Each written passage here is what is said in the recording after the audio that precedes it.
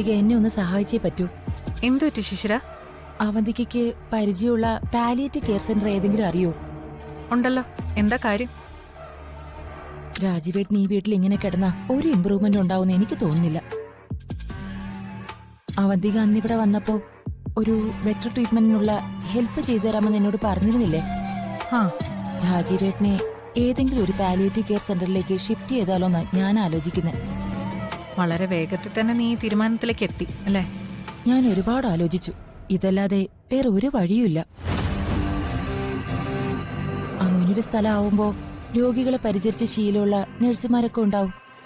കൃത്യമായ ക്ലീനിങ്ങും ഡയറ്റും ഒക്കെ നടക്കും. അങ്ങനെ എത്രയും പെട്ടെന്ന് രാജീവേട്ടനെ പഴയ ജീവിതത്തിലേക്ക് തിരിച്ചു കൊണ്ടുവരാനും പറ്റും. അതൊരു നല്ല ഓപ്ഷനാ. എനിക്ക് വളരെ അടുത്തറിയാവുന്ന ഒരു സിസ്റ്ററുണ്ട്. അവരുടെ സഭ നടത്തുന്ന ഒരു പാലിയേറ്റീവ് കെയർ സെന്ററുമായി എനിക്ക് വളരെ അടുപ്പമുണ്ട്.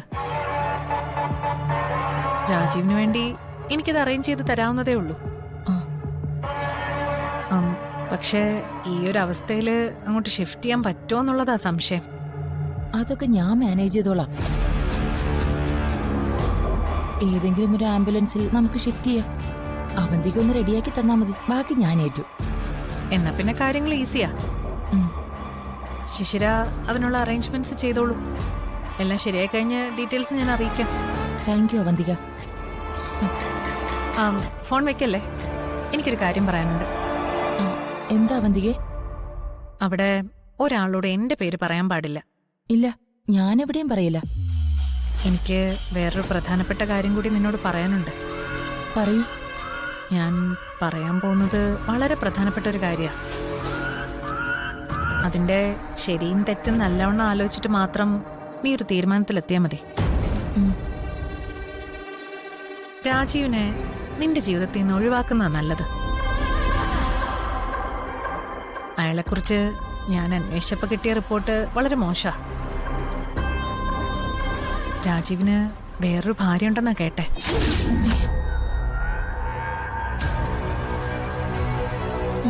സത്യമാണോ അവന്തിക? എന്റെ ഈശ്വര, ഇയാളെന്നെ ചതിക്കുമായിരുന്നോ? അതെ, അത് മറച്ചു വെച്ചോണ്ടായിരിക്കും അവൻ ശിശിരെ വിവാഹം കഴിച്ചത്. അതിനെക്കുറിച്ചുള്ള ഫുൾ ഡീറ്റെയിൽസ് ഞാൻ നിന്നെ നേരിൽ കാണുമ്പോ പറയാം. ശരിക്കും രാജീവേട്ടന്റെ അച്ഛനും അമ്മയൊക്കെ എവിടെയാ? അല്ല, രാജീവേട്ടന്റെ ഈ അവസ്ഥ അവരെയും കൂടി അറിയിക്കണ്ടേ? അല്ല, വേണമെങ്കിൽ ഡിസ്ചാർജ് ചെയ്ത് രാജീവേട്ടന് അങ്ങോട്ട് പോവാലോ.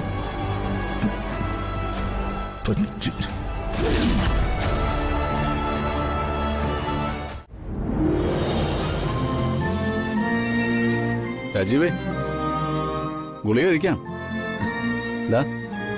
പകർന്നേ. കുടിച്ചോ, കുറച്ചിട്ട് കുടി.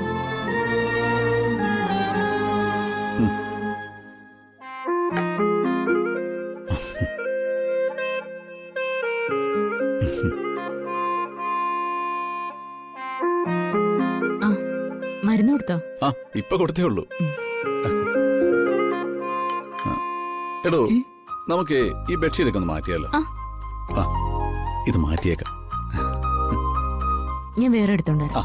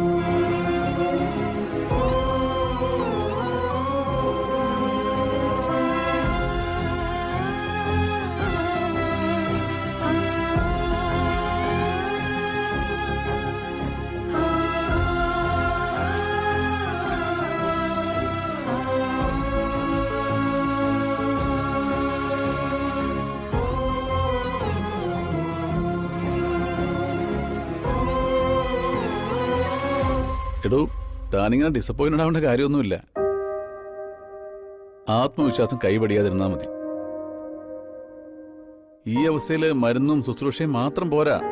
ജീവിതം പഴയതുപോലെ ആവാൻ നമ്മുടെ മനോധൈര്യമാണ് ഏറ്റവും ആദ്യം വേണ്ടത്. തനിക്കതിന് കഴിയും. യു ആർ എ സ്ട്രോങ് മാൻ.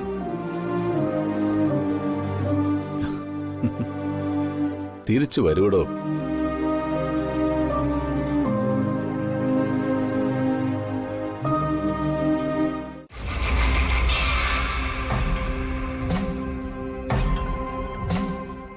കുടിക്കേ.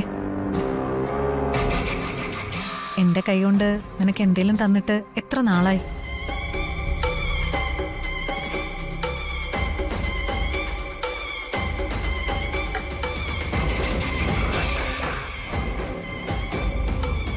സച്ചി അർച്ചനെ കല്യാണം കഴിച്ചോണ്ട് വരുന്നതിന് മുമ്പ് നിനക്ക് ഞാൻ വിളമ്പിത്തരുന്നായിരുന്നു ഇഷ്ടം.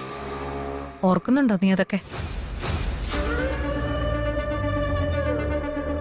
നിന്നെ ഞാൻ കുറ്റപ്പെടുത്തില്ല. ഒരു കാലത്തും ആരും എന്നെ മനസ്സിലാക്കിയിട്ടില്ല.